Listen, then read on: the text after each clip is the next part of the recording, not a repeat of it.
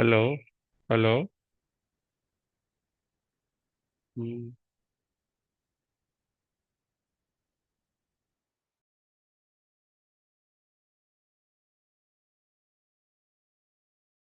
सिद्धाणं नमो सिद्धाणं नमो आयर्याणं नमो वज्रायाणं नमो लोये सब साहुणं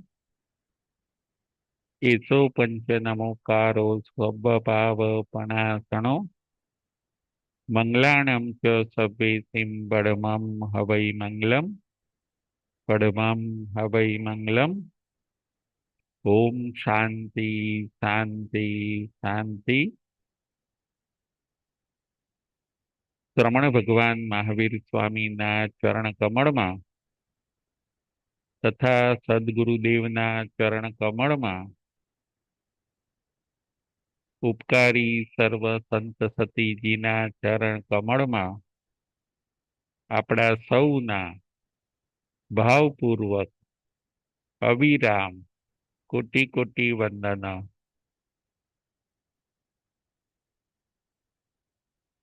જય જિનેન્દ્ર। તારીખ 17/3/26 મંગળવાર। ધર્મકથા। આજની ધર્મકથાનું નામ છે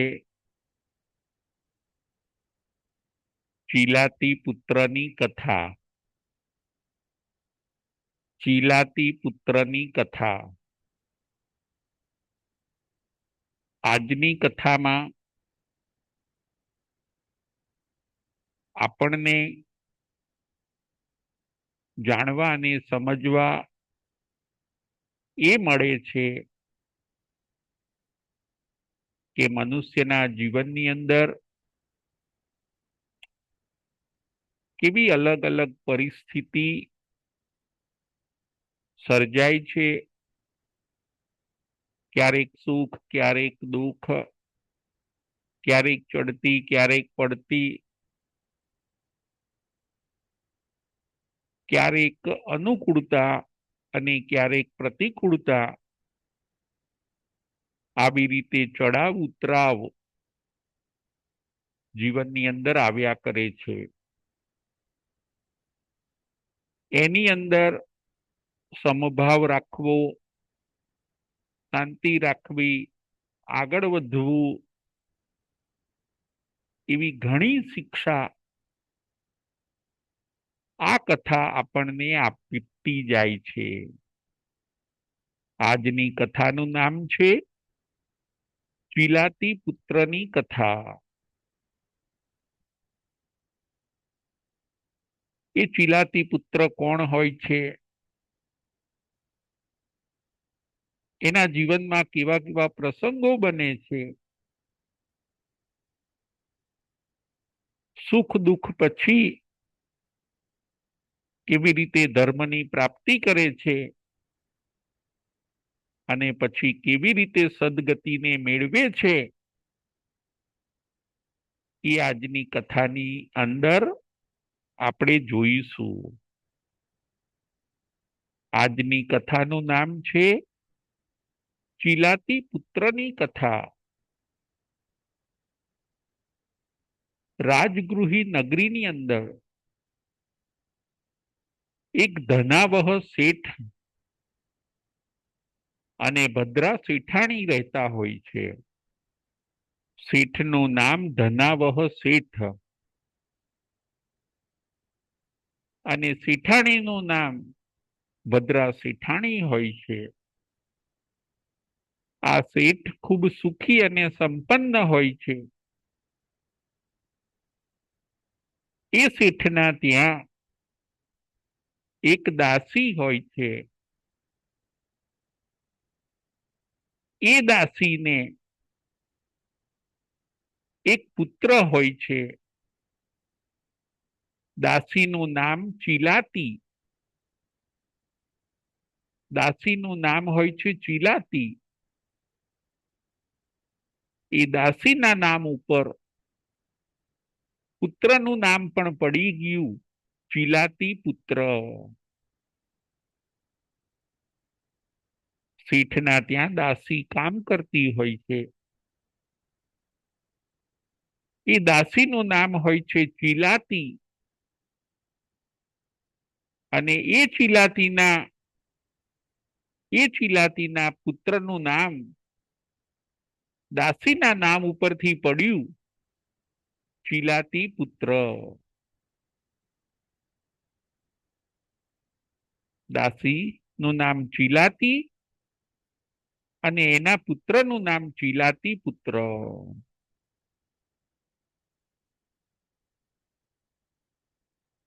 શેઠ ધનાવહ અને શેઠાણી ભદ્રાવતી. શેઠાણીનું નામ ભદ્રા. શેઠ અને શેઠાણીને એક પુત્રી હોય છે, અને એ પુત્રીનું નામ સુનસુમા. શેઠ અને શેઠાણીને પુત્રી હોય છે, એ પુત્રીનું નામ સુનસુમા. પુત્રીનું નામ સુનસુમા અને દાસી પુત્રનું નામ ચિલાતી પુત્ર. આ બંને એક જ ઘરમાં રહે.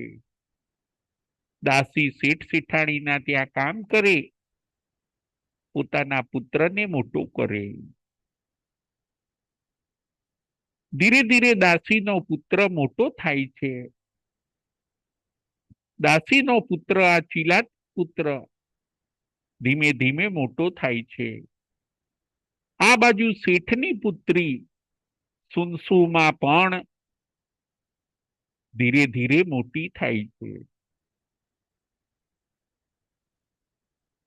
સુનસુમાની કાળજી બહુ લેવાય છે, કારણ કે એ ધનાવહ શેઠની દીકરી છે. એના માતા પિતા જે શેઠ અને શેઠાણી છે, એ સુનસુમાને ખૂબ સારું ખવડાવે, લાલન પાલન અને સારો ઉછેર કરે.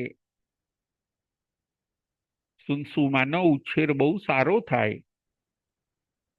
અને આ દાસી પુત્ર જે ચિલાતી પુત્ર છે, એ ગરીબ હોવાના કારણે એનું લાલન પાલન ઉછેર બરાબર થતો નથી. બંને સાથે રમે, ચિલાતી પુત્ર અને સુનસુમા. બંને સાથે રમે, સાથે મોટા થાય, સાથે વાતચીત કરે. એમ કરતા કરતા ચિલાતી પુત્ર 8 વર્ષનો થયો. સુનસુમા પણ મોટી થઈ. અને એવું બને છે કે દાસીનું મૃત્યુ થયું. જે દાસી ચિલાતી હોય છે, એનું મૃત્યુ થયું. હવે ચિલાતી પુત્ર એકલો થઈ ગયો. ચિલાતી પુત્ર નિરાધાર થઈ ગયો. પણ બીજી તકલીફ નથી, કારણ કે શેઠના ત્યાં એ પોતે સચવાય છે. ધનાવહ શેઠ અને ભદ્રા શેઠાણીના ત્યાં એમની પુત્રી સુનસુમાની સાથે સાથે આ ચિલાતી પુત્ર પણ સચવાય છે. સુનસુમા પણ મોટી થઈ. ચિલાતી પુત્ર પણ મોટો થયો. બંને થોડા મોટા થયા. બંને સાથે રમતા હોય છે. બંને સાથે આનંદ કિલ્લોલ કરે. બંને સાથે વિનોદ કરે. એકવાર આ દ્રશ્ય શેઠ શેઠાણીએ જોયું. એ શેઠ શેઠાણીને એમ થયું કે આ દાસી પુત્ર ચિલાતી એ હવે મોટો થયો છે, આપણી પુત્રી પણ મોટી થઈ છે, હવે એ લોકોને સાથે રહેવા ન દેવાય, ન બને કોઈક વાર બનવાનું ન બનવાનું બની જાય, એટલા માટે દાસી પુત્ર ચિલાતીથી આપણી પુત્રી સુનસુમાને દૂર રાખો. એમને આ વિચાર આવ્યો, હવે કરવું શું? વર્ષો જૂની જે દાસી હોય છે એનો આ પુત્ર હોય છે, વર્ષોથી આ ઘરમાં રહેતો હોય છે. સુનસુમા અને ચિલાત્રીના જીવ એકબીજાના મળી ગયા હોય છે, એકબીજાના વગર રહી ન શકે એટલો પરસ્પર નિર્દોષ પ્રેમ હોય છે. કરવું શું? શેઠ શેઠાણી મૂંઝાય છે કે આ લોકો જો સાથે રહેશે તો કોઈક વાર ન બનવાનું બને, બંને જણ જો એકબીજાના પ્રેમમાં પડી જશે તો આપણી પુત્રી કેટલી સુખી. અને આ તો દાસી પુત્ર છે, એની સાથે જો પ્રેમમાં પડી જશે તો આપણે સમાજમાં મોઢું નહીં બતાવી શકીએ, આપણે સમાજમાં નીચું જોવું પડશે. આવા બધા વિચાર શેઠ અને શેઠાણીને સતાવે છે, અને ધીરે ધીરે નક્કી કર્યું કે હવે દાસી પુત્રને આપણે આપણા ઘરેથી કાઢી મૂકીએ. દાસી પુત્ર જે ચિલાતી પુત્ર છે એને આપણા ઘરેથી હવે રવાના કરી દઈએ. આપણી દીકરીને એ મળશે નહીં, એને જ્યાં જવું હોય ત્યાં જાય, આપણે હવે એને કાઢી મૂકો. એક દિવસ શેઠ અને શેઠ ધનાવહ શેઠ ચિલાતી પુત્રનું અપમાન કરીને ચિલાતી પુત્રને કાઢી મૂકે છે. સુનસુમા રડે છે, ચિલાતી પુત્ર પણ રડે છે, પણ શેઠ એકના બે ન થયા. કઈ અનિષ્ટ બને એ પહેલા બંનેને જુદા કરી નાખો. શેઠને આ ચિંતા હોય છે. 12-13 વર્ષનો ચિલાતી પુત્ર સાવ નિરાધાર બની ગયો, માતા હતી નહીં, રહેવાનો જે શેઠ શેઠાણીના ત્યાં આશરો હતો એ આશરો પણ ચાલ્યો ગયો. હવે જવું ક્યાં? ચિલાતી પુત્ર હવે ધીરે ધીરે નગરમાં બધે ફરે છે, અહીં તહીં આથડતા એ પોતે જ્યાં ત્યાં રહે છે. ન ખાવાનું ઠેકાણું, ન સુવાનું ઠેકાણું, ઉપર આભ અને નીચે ધરતી. ચિલાતી પુત્રના જીવનમાં દુઃખ શરૂ થઈ ગયું. એને માતાની યાદ આવે, જે ઘરે રહેતો હોય છે શેઠ શેઠાણીની યાદ આવે, એને સુનસુમાની યાદ આવે. ક્યારેક ક્યારેક રડે, પણ એને છાનું રાખનાર પણ કોઈ નથી, એને છાનું રાખનાર પણ કોઈ નથી. હવે કરવું શું? અહીં તહીં આથડતા આથડતા ચિલાતી પુત્ર ધીરે ધીરે અમુક મિત્રોની સોબતમાં આવી જાય છે. મિત્રો પણ એને એના જેવા મળી જાય છે. ધીરે ધીરે મિત્રો એને ખોટું કરતા શીખવાડે છે. ધીરે ધીરે વ્યસનનો ભોગ બને છે. હવે એ સાવ નિરંકુશ બની ગયો. ગમે ત્યાં ખાવું, ગમે તેની પાસે રહેવું, એના જીવનની અંદર હવે કોઈ રોકનાર ટોકનાર ન રહ્યું. ચિલાતી પુત્રની સોબત બગડતી ગઈ. જેવો સંગ તેવો રંગ. ચિલાતી પુત્ર ધીરે ધીરે ચોર બની જાય છે. ચોરી કરવી, એનાથી ખાવું પીવું, સારા કપડાં પહેરવા, હરવું ફરવું, અને પાછા પૈસા ખૂટી જાય એટલે ચોરી કરવી. ચિલાતી પુત્ર ચોર બની જાય છે. જેવો સંગ એવો રંગ. એની સાથેના બે પાંચ મિત્રો મળી ગયા, એ પણ બધા ચોરીનું કામ કરે. ધીરે ધીરે ચિલાતી પુત્રનું ગ્રુપ વધી ગયું. આખું એક ચોરનું ગ્રુપ બની ગયું. ક્યારેક નાની ચોરી કરે, ક્યારેક મોટી ચોરી કરે.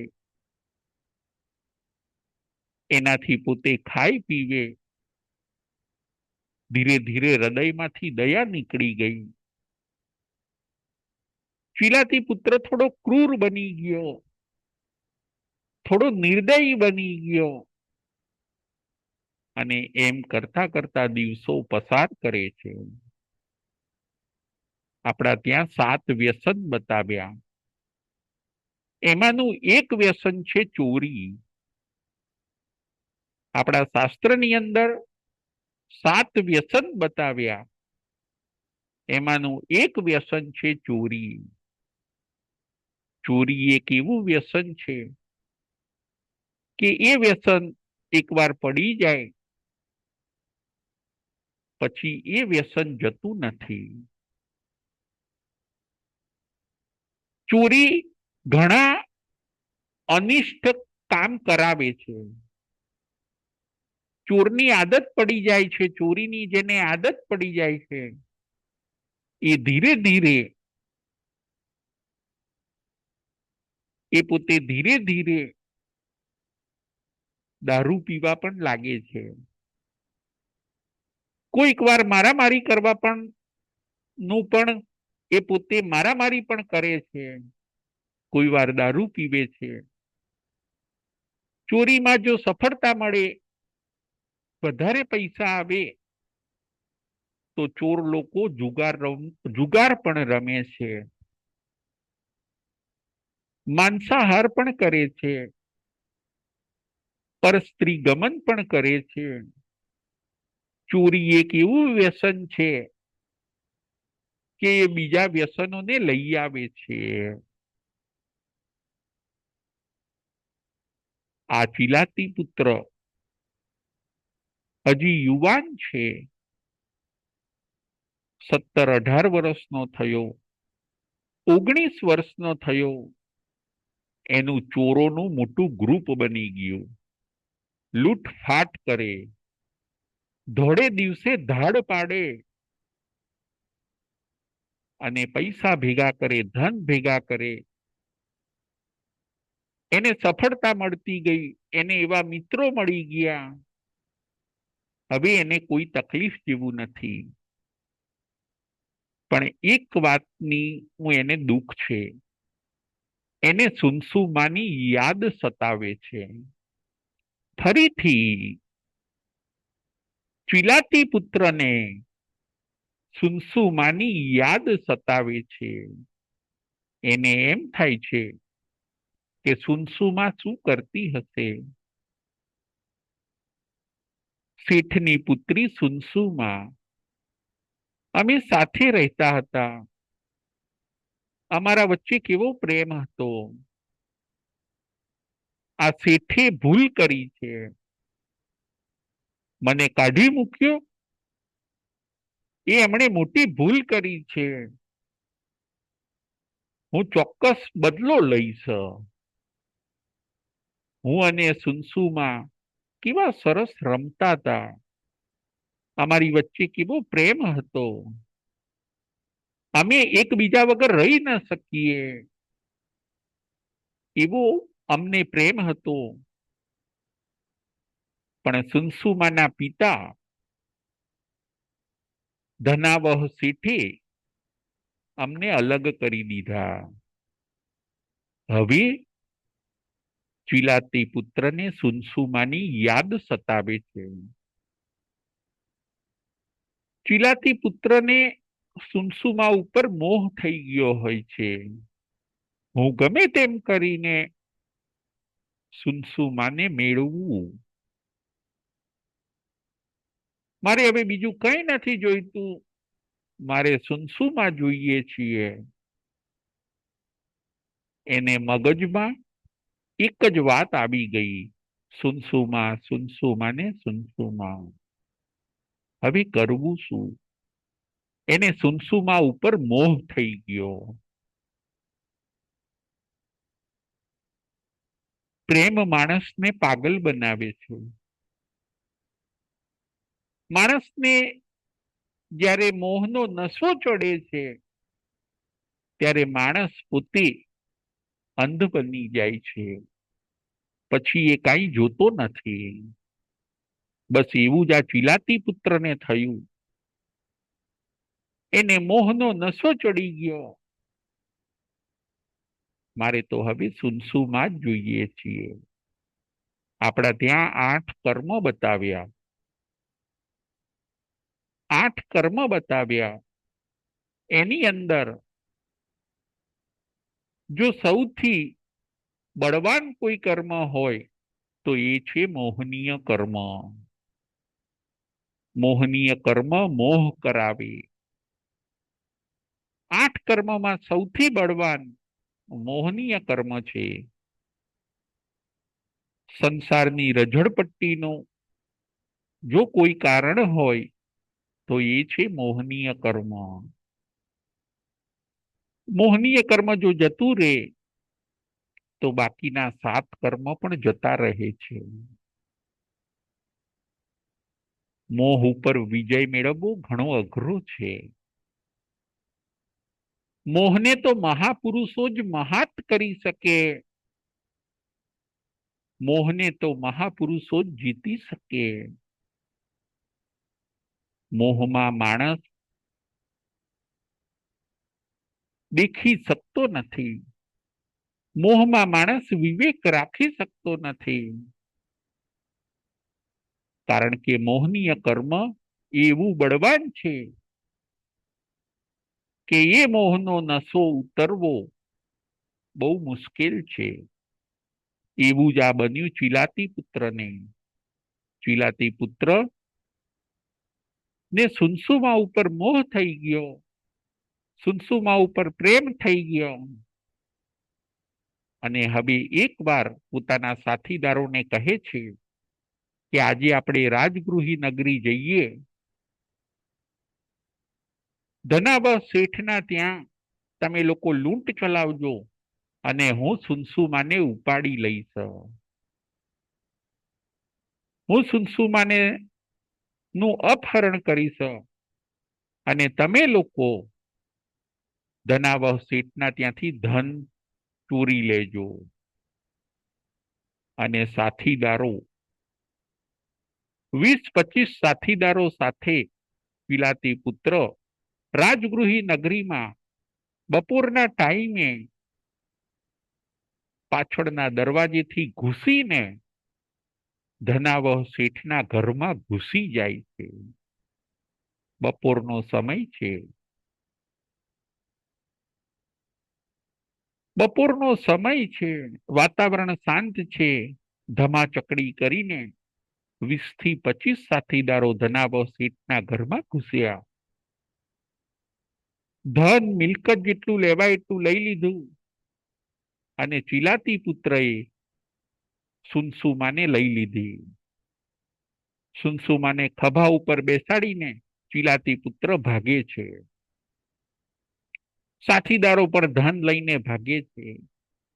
નગર રક્ષકો આવી ધનાવહ શેઠ આવે એ પહેલા તો આ ચીલાતી પુત્ર અને એના સાથીદારો સુનસુમાને લઈને ભાગી જાય છે. નગર રક્ષકો પાછળ દોડે છે.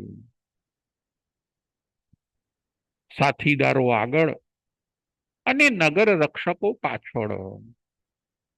ફરીથી સાથીદારો આગળ અને નગર રક્ષકો પાછળ. પરંતુ સાથીદારો એટલી તીવ્ર ગતિથી ઘોડાઓ ઉપર ભાગે કે નગર રક્ષકોને પણ એકવાર પકડવું માટે એ લોકોને પકડવા અશક્ય થઈ ગયું. છતાં પણ નગર રક્ષકો પાછળ દોડે છે.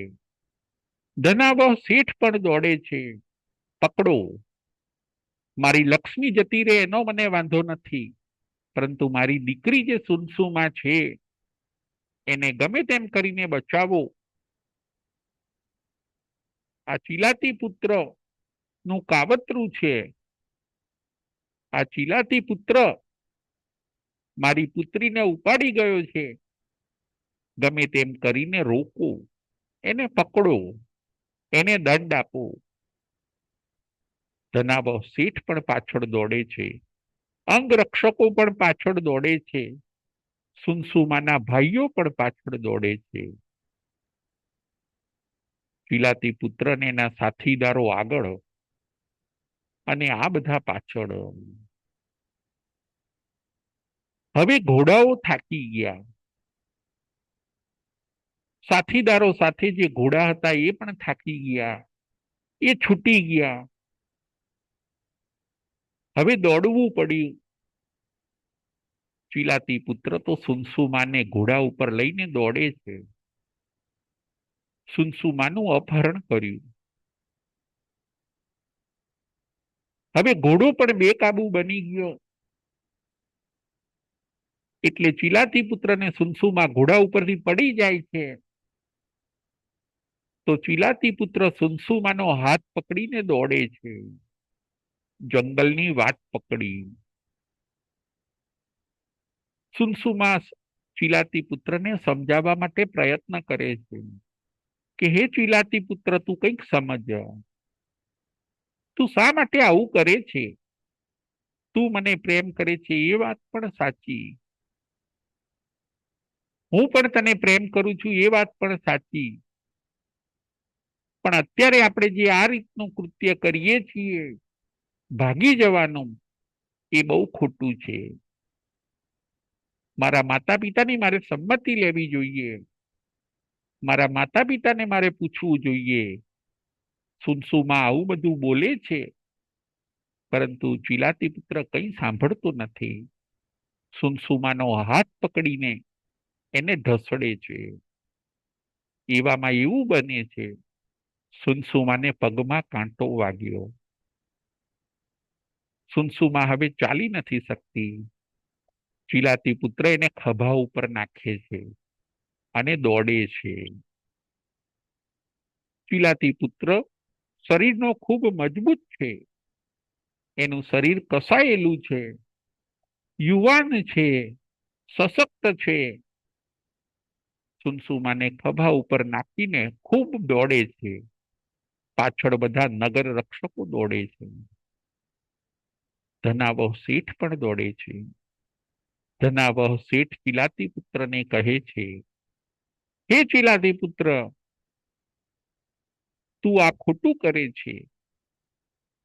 તું મારા ત્યાં રહ્યો છે, તે મારું અનાજ ખાધું છે અને મને જ દગો આપે છે. તું મારા ત્યાં મોટો થયો છે અને મારી જ પુત્રીને લઈને તું ભાગી જાય છે. તારે કંઈક શરમ કરવી જોઈએ. તારે કંઈક શરમ કરવી જોઈએ. પરંતુ ચીલાતી પુત્ર સાંભળતો નથી. બસ એને તો એમ જ છે કે મને સુનસુમા ઉપર પ્રેમ છે, હું ગમે તેમ કરીને સુનસુમાને લઈ જઉં. હવે એ થોડો થાક્યો. એને નગર રક્ષકો બહુ નજીક લાગ્યા. એને એમ થઈ ગયું કે હવે નગર રક્ષકો નજીક છે, હું પકડાઈ જઈશ. હવે કેટલું દોડું? સુનસુમાનો ભાર ખભા ઉપર. પાછળ નગર રક્ષકો આજે મૂકે એમ નથી. ધનાવહ શેઠનો અવાજ સંભળાય છે. કરવું શું? પિલાતી પુત્ર થોડો ગભરાઈ ગયો. એને એમ થઈ ગયું કે હું સુનસુમાને અહીંયા જ મૂકી દઉં, એટલે પછી મારે કઈ ભય ન રહે.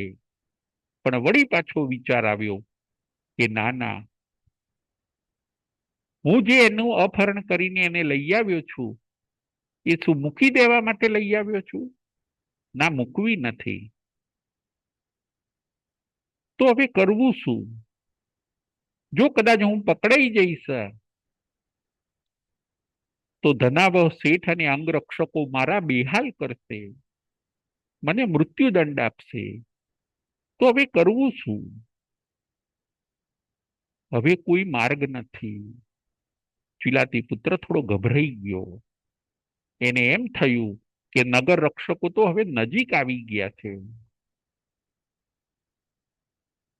હવે કરવું શું? આ લોકો મને મારી નાખશે અને સુનસુમાને લઈને જતા રહેશે. હું મરી જઈશ પછી મારા વગર સુનસુમા પણ એકલી નહીં રહી શકે. કદાચ જો સુનસુમાને મરી જશે, એને કંઈક થશે, તો હું એના વગર નહીં રહી શકું.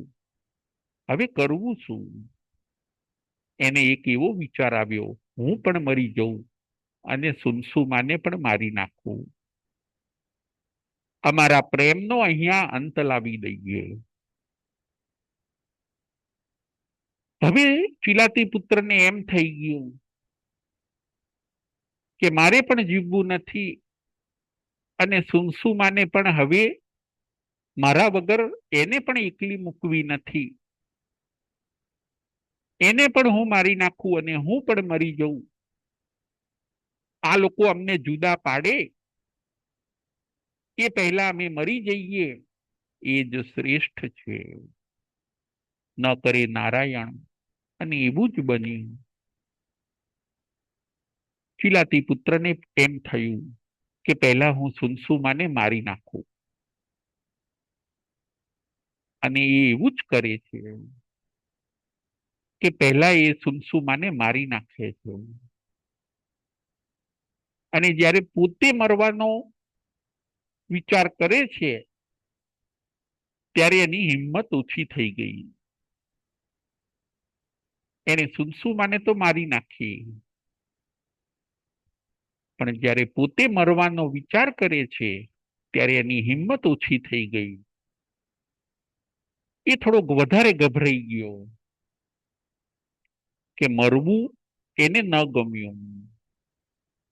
આ બાજુ પ્રાણ પ્રિય એવી સુનસુમા જો મને ન મળે તો કોઈને ન મળવી જોઈએ, એવો વિચાર કરીને એને સુનસુમાને મારી નાખી. જુઓ કેવું ઉતાવળું પગલું ભર્યું, વિચાર્યા વગરનું પગલું ભર્યું.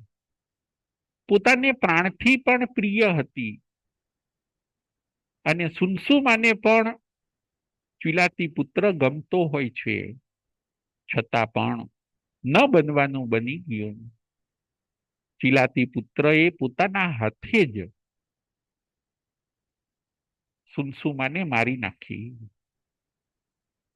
એને પેલા એમ હોય છે કે હું પણ મરી જઈશ, પણ પછી એનો જીવ ન ચાલ્યો અને પોતે આગળ દોડે છે. સુનસુમાને મારીને ફેંકી દીધી. ધનાવહ શેઠ સુનસુમાના મળદા પાસે આવે છે. એ અને નગર રક્ષકો સુનસુમાને મૃત જોઈને ધનાવહ શેઠ રોકકળ કરે છે. અરે રે, આ શું થઈ ગયું? હું તો મારી પુત્રીને બચાવવા માટે દોડ્યો હતો. આ મેં સાચું કર્યું કે ખોટું કર્યું? ધનાવહ શેઠ બિચારા ગભરાઈ ગયા. પોતાની એકલી એક લાડલી દીકરી મૃત્યુ પામેલી છે. એની હાલત જોઈને ધનાવહ શેઠ બેભાન બની જાય છે. હવે કોની પાછળ દોડવાનું? ન બનવાનું બની ગયું. મેં કદાચ જવા દીધી હોત તો સારું હતું. હું પકડવા માટે ન દોડ્યો હોત તો સારું હતું. આવા અનેક સંકલ્પ ને વિકલ્પ ધનાવહ શેઠ કરે છે. પરંતુ નિયતિને જે મંજૂર હોય છે એ થાય છે. નસીબમાં જે લખાયેલું હોય છે એ થાય છે. પુત્રીનો શબ લઈને ધનાવહ શેઠ હવે પાછા આવે છે. પુત્રીને બચાવવા માટે ગયા હોય છે. પુત્રીને લેવા માટે ગયા હોય છે. ચિલાતી પુત્રના હાથમાંથી પોતાની પુત્રીને છોડાવવા માટે ગયા હોય છે. પરંતુ પોતાની પુત્રી આજે પ્રાણ રહિત થઈ ગઈ, મૃત્યુ પામી. આવું તો વિચાર્યું પણ નહોતું. એવું ન બનવાનું બની ગયું. ચિલાતી પુત્ર નું હવે શું થાય છે એ આપણે જોઈએ. સુનસુમાં તો મૃત્યુ પામી ગઈ. ચિલાતી પુત્ર ત્યાંથી આગળ દોડે છે. હાથમાં ખુલ્લી તલવાર છે. એણે સુનસુમાની હત્યા તો કરી કાઢી, પણ હવે એને ભારે દુઃખ થવા લાગ્યું કે મેં આ શું કરી કાઢ્યું. હું હવે એકલો થઈ ગયો. મારે તો સુનસુમા સાથે રહેવાનું હતું. મારે તો સુનસુમાની સાથે જીવન વિતાવવાનું હતું. હવે સુનસુમા ના રહી અને મેં જ મારી નાખી. સુનસુમાને મેં દગો કર્યો. મને ઈશ્વર પણ માફ નહીં કરે. આવા વિચારો ચિલાતી પુત્રને આવવા લાગ્યા. ધીમે ધીમે પગ ઠંડા થઈ ગયા. હવે કરવાનું શું? જેની આશા હતી, જેને મેળવવાની આશા હતી, એ આશા ચકનાચૂર થઈ ગઈ. હવે કોના માટે જીવવાનું? જે વ્યક્તિને હું પ્રેમ કરતો હતો એ વ્યક્તિ હવે આ દુનિયામાં ન રહી. ખરેખર મારા હાથે સ્ત્રી હત્યાનું કેવું પાપ થઈ ગયું. મેં મારી નાખવાની ઉતાવળ કરી. એના કરતા મેં છોડી દીધી હોત તો સારું હતું. આવા અનેક પશ્ચાતાપના વિચારો ચિલાતી પુત્રને આવે છે.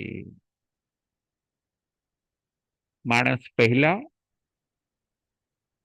ઉતાવળ કરીને ન કરવાનું કરી બેસે છે અને પછી પશ્ચાતાપ કરે છે. ચિલાતી પુત્ર પશ્ચાતાપ કરે છે. હવે હું એકલો થઈ ગયો. હવે કોના માટે જીવવાનું? જે આશા અને અભરખા હતા એ અધૂરા રહી ગયા. દિશા વગરના બની ગયા ચિલાતી કુમાર. ચિલાતી પુત્ર દિશા વગરના બની ગયા. ધીરે ધીરે પગ થંભી ગયા. ક્યાં રડું? કોની પાસે જઈને રડું? હું કોનું માર્ગદર્શન મેળવું? હું કોને મળું? પરંતુ જુઓ, ચિલાતી પુત્રનો પુણ્યોદય થવાનો હોય છે. હજારો નિરાશાઓમાં એક આશા છુપાયેલી છે. ચિલાતી પુત્રનો પુણ્યોદય થવાનો હોય છે. અને એ જંગલમાં ચાલતા ચાલતા હારેલા થાકેલા ચિલાતી પુત્રને એક મુનિના દર્શન થાય છે. ચિલાતી પુત્રની અત્યારે હાલત કેવી છે?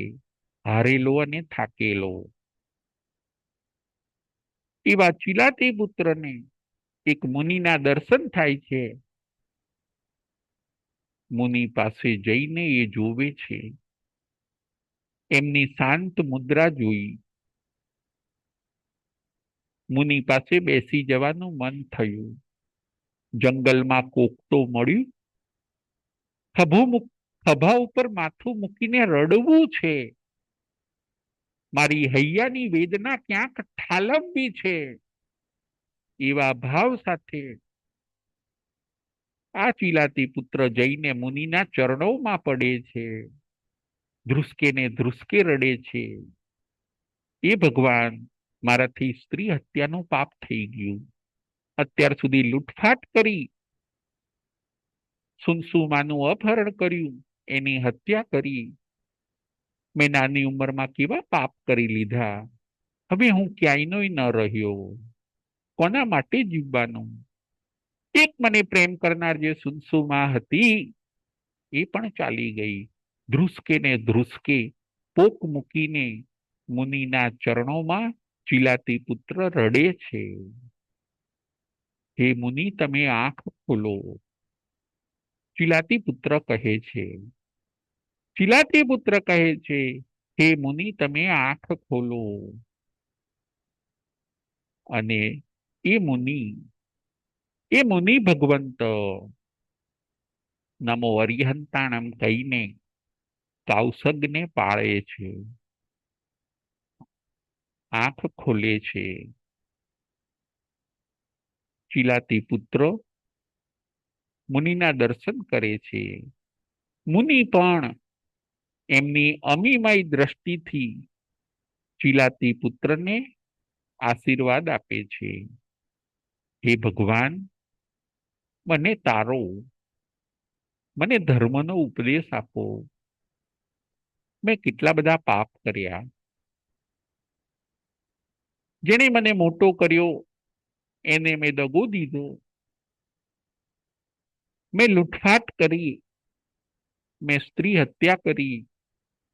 નાની ઉંમરમાં કુસંગના કારણે મેં ખોટા ખોટા પાપ કર્યા. મને ધર્મ આપો. ચિલાતી પુત્ર ધર્મ માગે છે. મુનિ ધર્મ આપે છે. ચારણ મુનિ ધર્મ આપે છે. ત્રણ શબ્દ કહે છે. ચારણ મુનિ ત્રિપદી કહે છે. કઈ ત્રિપદી? ચારણ મુનિ ઉપદેશ આપે છે. ત્રણ જ પદ ચિલાતી પુત્રને કહે છે. કયા ત્રણ પદ? ઉપસમ, વિવેક અને સંવર. ત્રણ પદ કહે છે. ઉપસમ, વિવેક અને સંવર.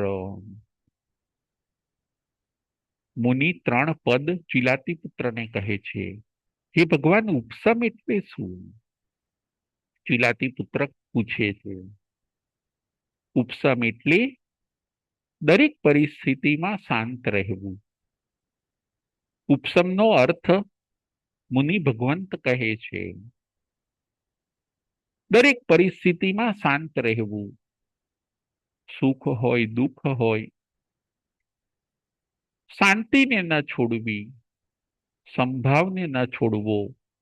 ઉપશમ, મનને શાંત રાખવું, ચડતીમાં કે પડતીમાં, એ પણ એક સાધના છે. નંબર એક ઉપશમ. ઉપશમ એટલે મનને દરેક પરિસ્થિતિમાં શાંત રાખવું. નંબર બે વિવેક. વિવેક એટલે દરેક કામ વિચારપૂર્વક કરવું. બીજો શબ્દ છે વિવેક. વિવેક એટલે શું? દરેક કામ વિચારપૂર્વક કરવું. વિચાર્યા પૂર્વક કોઈ કામ ન કરવું. દરેક કામ કર્યા પછી વિચાર ન કરવો, કરતા પહેલા જ વિચાર કરવો કે આ કામ હું કરું કે નહીં. એનું નામ છે વિવેક. અને ત્રીજું પદ છે સંવર. સંવર એટલે શું? ચિલાતી પુત્ર પૂછે છે. મુનિ ભગવંત કહે છે, સંવર એટલે શું? સંવર એટલે અશુભ કર્મ ન કરવા. મુનિ ભગવંત કહે છે, સંવર એટલે અશુભ કર્મ ન કરવા. ધર્મ એટલે શું? તો મુનિ ભગવંત 3 પદ બતાવે છે: ઉપસમ, વિવેક અને સંવર. ઉપસમ, વિવેક અને સંવર, આ 3 પદને જે સાંભળે છે, સમજે છે અને જીવનમાં ઉતારે છે, એનું પરમ કલ્યાણ થાય છે. ફરીથી આ 3 પદને, કયા 3 પદ? ઉપસમ, વિવેક અને સંવર, આ 3 પદને જે સાંભળે છે, સમજે છે અને જીવનમાં ઉતારે છે, એનું પરમ કલ્યાણ થાય છે. આની અંદર ધર્મ આવી જાય છે. આ 3 પદની અંદર ધર્મ આવી જાય છે. ત્રિપદી મુનિ ચિલાતી પુત્રને સમજાવે છે. જુઓ, ચિલાતી પુત્રનો પુણ્યોદય થયો. જંગલમાં મુનિ મળ્યા અને એ મુનિએ ધર્મ બતાવ્યો, ત્રિપદી આપી, 3 પદ આપ્યા. આકાશ માર્ગે સડસડાટ એ ચારણ મુનિ ત્યાંથી આગળ નીકળી જાય છે. ચિલાતી પુત્ર બૂમો પાડે છે, છતાં પણ એ મુનિ આગળ નીકળી જાય છે. પરંતુ ચિલાતી પુત્રને સંતોષ થઈ ગયો હોય છે કે મારે આ 3 પદ હવે ગોખવાના છે. આ પદ મારે જીવનમાં ઉતારવાના છે. આ ગુરુ મંત્ર છે. કયા 3 પદ? ઉપસમ, વિવેક અને સંવર. દરેક પરિસ્થિતિમાં મારે શાંત રહેવાનું છે. દરેક કામ વિચારપૂર્વક કરવાનું છે અને અશુભ કર્મને મારે રોકવાના છે. મુનિ મને આ ધર્મ આપતા ગયા છે. બસ આ 3 શબ્દને ચિલાતી પુત્ર ગોખે છે. આ 3 પદને રટ્યા કરે છે. 1 દિવસ, 2 દિવસ, 2.5 દિવસ મુનિ જ્યાં ઊભા હોય છે અને જ્યાંથી આકાશ માર્ગે ગયા ત્યાં ચિલાતી પુત્ર બેસી જાય છે એ જ જગ્યા ઉપર અને આ 3 પદ રટ્યા કરે છે. પાપનું પ્રાયશ્ચિત કરે છે. ચિલાતી પુત્ર વિચારે છે કે મને જો આ પહેલા આ 3 પદ મળ્યા હોત તો હું મારા જીવનમાં ખોટું ન કરત. હું દરેક પરિસ્થિતિમાં શાંત રહેત. હું દરેક કામ વિચારીને કરત અને હું ક્યારેય અશુભ કામ, ચોરી લૂંટફાટ ના કે એવા કોઈ અશુભ કામ ન કરત. પરંતુ શું થાય, આ 3 પદ પણ મને જો પહેલા મળ્યા હોત તો હું મારા જીવનમાં ખોટું ન કરત. પણ હજી પણ મોડું નથી થયું. આ ધર્મ હું હવે પકડી રાખું. મને ગુરુએ જે આ મંત્ર આપ્યો છે એ રટ્યા કરું. શરીર લોહીવાળું છે. જંગલની અંદર કેટલીય કીડીઓ ચિલાતી પુત્રના શરીર ઉપર ચોંટે છે. કેટલીય જીવાતો જંગલની ચિલાતી પુત્રના શરીર ઉપર ચોંટે છે. શરીર લોહીવાળું છે. કપડા લોહીથી ખદબદેલા છે. હાથ લોહીથી ખરડાયેલા છે. જંગલમાં રહેલી જીવાત ચિલાતી પુત્રના શરીર ઉપર આવી ગઈ છે. ડંખ મારે છે. છતાં પણ ઉપસમ, વિવેક અને સંવર એની ચિલાતી પુત્ર આરાધના કરે છે. સમભાવ રાખે છે. પ્રાયશ્ચિત કરે છે. ખોટું કર્યું હોય છે એનું એને દુઃખ હોય છે.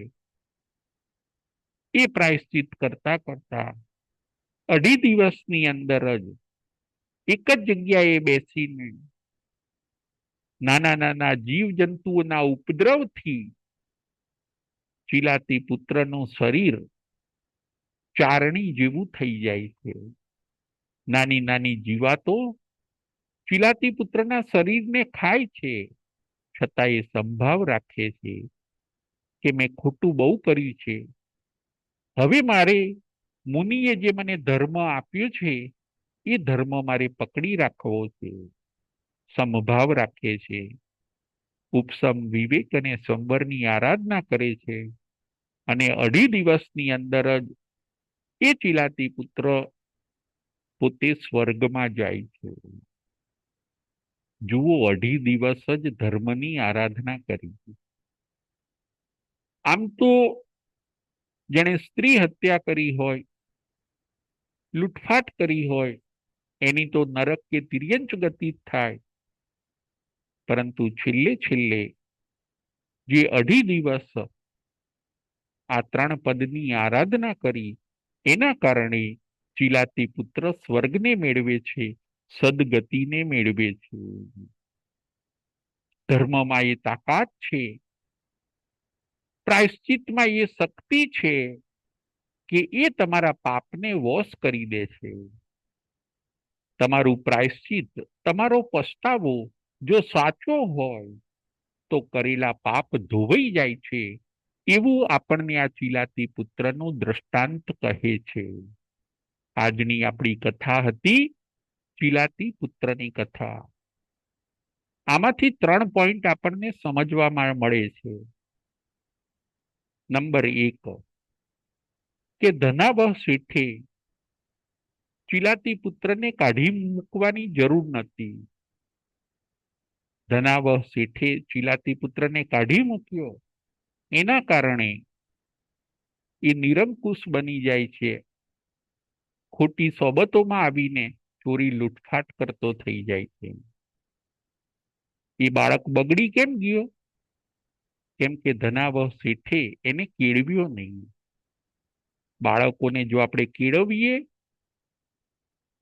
તો એ બહુ સારા માર્ગે ચાલે છે, અને જો આપણે એમને રખડતા છોડી દઈએ તો બાળકો બગડી જતા હોય છે. નંબર 1, 3 પોઈન્ટ આ કથામાંથી શીખવાના છે. નંબર 1, ધનાવહ શેઠે કાઢી ના મૂક્યો હોત આ બાળકને તો સારું હતું. નંબર 2, અવિચાર્યું પગલું ક્યારેય ન ભરવું. ચીલાતી પુત્રએ અવિચાર્યું પગલું ભર્યું, ઉતાવળ કરીને ગભરાઈ જઈને સુનસુમાને મારી નાખે છે. આપણે ક્યારેય વિચાર્યા પૂર્વકનું પગલું ન ભરવું જોઈએ, ઉતાવળા ન થઈ જવું જોઈએ, અને ન કરવાનું કરી બેસવું ન જોઈએ. બીજા નંબરની આ શિખામણ મળે છે. અને ત્રીજા નંબરની એ શિખામણ મળે છે કે ચીલાતી પુત્રએ પશ્ચાતાપથી સ્વર્ગ મેળવ્યું. જુઓ, પશ્ચાતાપની કેવી શક્તિ છે કે એની આખી જિંદગી લૂંટફાટમાં ગઈ, છતાં પણ ચીલાતી પુત્ર મુનિના દર્શનથી અને મુનિએ જે ત્રિપદી આપી એનું રટણ કરવાથી એ પોતે સ્વર્ગને મેળવે છે. 3 શિખામણ આપણને આ કથામાંથી જાણવા મળે છે. નંબર 1, ધનાવહ શેઠે એને કાઢી ન મૂક્યો હોત તો સારું હતું, ચીલાતી પુત્રને. નંબર 2, અવિચાર્યું પગલું ક્યારેય ન ભરવું. અને નંબર 3, જો ખોટું થઈ જાય તો પશ્ચાતાપ કરવો. આજની આપણી કથાનું નામ હોય છે ચીલાતી પુત્રની કથા. 3 પદ આપણે પણ આપણા જીવનમાં બેસાડવાના છે. કયા 3 પદ? ઉપસમ, વિવેક અને સંવર. આપણે પણ દરેક પરિસ્થિતિમાં ઉપસમ ભાવ રાખવાનો છે. દરેક કાર્ય વિવેક એટલે કે વિચારીને કરવાનું છે, ઉતાવળા થવાનું નથી. અને નંબર 3, સંવર એટલે કે આપણે અશુભ કર્મને રોકવાના છે. જે મુનિએ આ 3 પદ ચિલાતી પુત્રને આપ્યા, એવી જ રીતે મુનિએ આ પદ આપણને સૌને પણ આપ્યા છે. ઉપસમ, વિવેક અને સંવર. ઉપસમ ભાવ રાખીએ, વિવેક રાખીએ અને સંવર એટલે કે અશુભ કર્મ ન કરીએ. આજની આપણી કથા છે ચિલાતી પુત્રની કથા.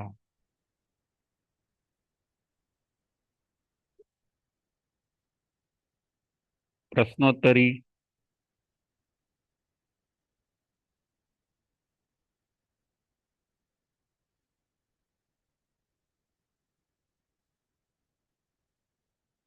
પ્રશ્ન નંબર 1. સુનસુમાના માતા પિતાનું નામ શું હોય છે? સુનસુમાના માતા પિતાનું નામ શું હોય છે? સુધીરભાઈ શાહ. જય જીનેન્દ્ર. જય જીનેન્દ્ર. સુધીરભાઈ શાહ. હા, જય જીનેન્દ્ર. અવાજ નથી આવતો. કેમ મ્યુટ તો? ત્યાંથી મૂટ કરશો તો અહીંયા સંભળાશે. હવે મ્યુટ તો કર્યું, મેં અનમ્યુટ કર્યું.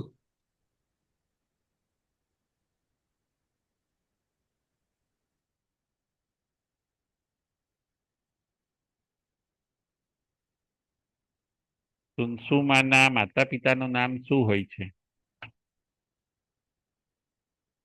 ત્યાંથી જો તમે મ્યુટ કરશો તો અહીંયા સંભળાશે.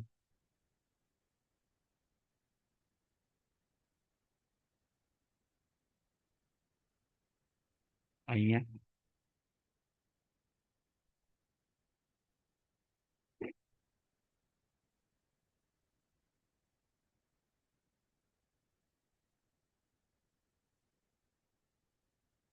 હલો.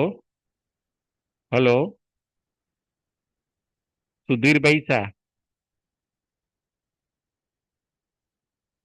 કલ્પનાબેન શાહ. સુનસુમાના માતા પિતાનું નામ શું હોય છે? જય જીનેન્દ્ર. જય જીનેન્દ્ર. સુષુમાના પિતાનું નામ ધન્નાવ શેઠ અને માતાનું નામ ભદ્રા શેઠાણી હતું. બહુ સરસ, બહુ સરસ. હા. પ્રશ્ન નંબર 2.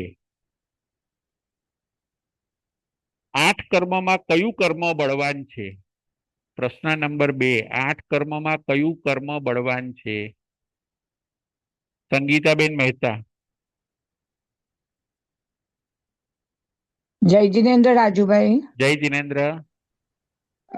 8 કર્મમાં મોહિનીય કર્મ બળવાન છે. બહુ સરસ, બહુ સરસ.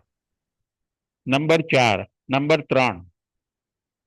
ધનાવહ શેઠે શું ભૂલ કરી? ધનાવહ શેઠે શું ભૂલ કરી? ભાવિની બેન શાહ. પ્રણામ ગુરુજી. પ્રણામ. જય જીનેન્દ્ર. સાતામાં છો ને? સાતામાં. બોલો બોલો. ધનાવ શેઠે ચિલાતી પુત્રને કાઢી મૂકવાની ભૂલ કરી. બહુ સરસ, બહુ સરસ. પછી આગળનો પ્રશ્ન. ચિલાતી પુત્રની માતાનું નામ શું હોય છે? ચિલાતી પુત્રની માતાનું નામ શું હોય છે? સુધીરભાઈ શાહ.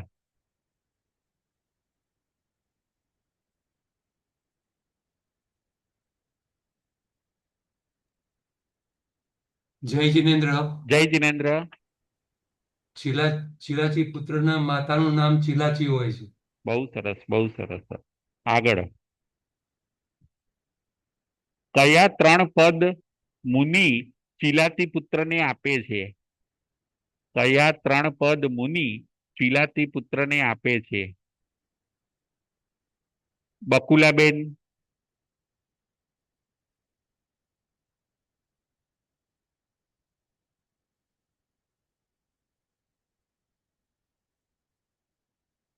કયા 3 પદ?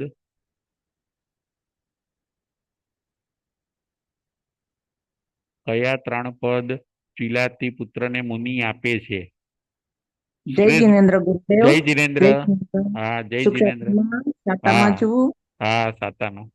બોલો બોલો. ગુરુદેવ, આ 3 પદમાં ઉપશમ, વિવેક અને સંવર આ 3 પદ આપે છે. બહુ સરસ, બહુ સરસ. આગળનો પ્રશ્ન, ઉપસમ એટલે શું? ઉપસમ એટલે શું? સુરેશભાઈ શાહ. જય જીનેન્દ્ર. જય જીનેન્દ્ર. હા, ઉપસમ એટલે દરેક પરિસ્થિતિમાં શાંત રહેવું. બહુ સરસ. આગળનો પ્રશ્ન, વિવેક એટલે શું? વિવેક એટલે શું? ચૈતાલીબેન ધ્રુવ, વિવેક એટલે શું? જય જીનેન્દ્ર. જય જીનેન્દ્ર. વિવેક એટલે આપણે કોઈ પણ કાર્ય વિચારીને વિવેકથી કરવું. બહુ સરસ, બહુ સરસ. આગળનો પ્રશ્ન, સંબર એટલે શું? સંબર એટલે શું? સુધીરભાઈ શાહ. સંબર એટલે શું? સુધીરભાઈ શાહ. જય જીનેન્દ્ર. જય જીનેન્દ્ર. સંવર એટલે અશુભ કર્મ ન કરવું. બહુ સરસ, બહુ સરસ. હવે છેલ્લો પ્રશ્ન,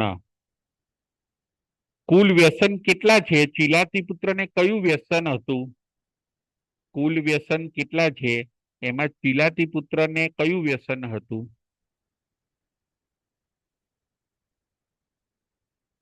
કલ્પનાબેન શાહ. જય જીનેન્દ્ર. જય જીનેન્દ્ર. કુલ 7 વ્યસન છે. તેમાં ચિલાતી પુત્રને ચોરી કરવાનું વ્યસન હતું. બહુ સરસ, બહુ સરસ. હવે આગળનો પ્રશ્ન, કેટલા દિવસમાં ચિલાતી પુત્ર સ્વર્ગે જાય છે? આ 3 પદનું પાલન કરવાથી ચિલાતી પુત્ર કેટલા દિવસમાં સ્વર્ગે જાય છે? સંગીતાબેન મહેતા.